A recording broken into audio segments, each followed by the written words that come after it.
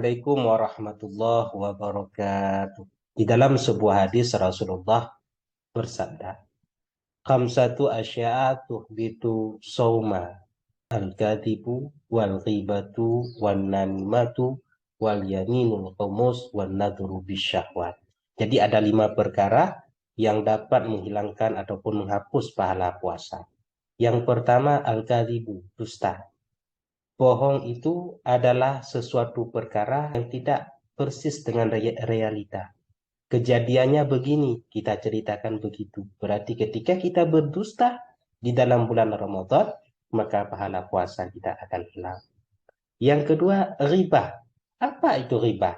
Riba adalah membicarakan tentang orang lain. Padahal kita tahu sendiri, kalau betul yang kita bicarakan tersebut untuk orang lain, itu namanya riba, mengupat. Tetapi apabila tidak betul yang kita bicarakan, maka itu adalah fitnah.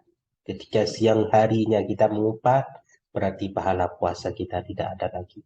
Yang ketiga, namimah, mengadu domba. Apa itu mengadu domba? Ketika kita berjalan, kita adu antara si A dengan si B. Pada si A kita katakan begini, si B bilang untuk kamu begini. Sehingga kedua, antara si A dan si B tersebut terjadi pertengkaran. Maka itu adalah namimah, mengadu domba namanya.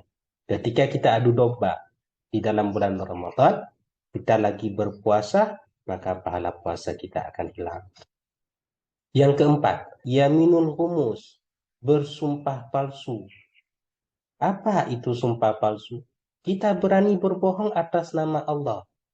Contohnya ketika ada orang yang jualan ikan, ada pembeli, datang pembeli bertanya kepadanya, "Bang, ini ikannya masih bagus?" Demi Allah, ikannya masih bagus. Padahal ikannya kemarin, ikannya sudah busuk. Maka ketika kita berani bersumpah dengan nama Allah, maka pahala puasa kita akan hilang.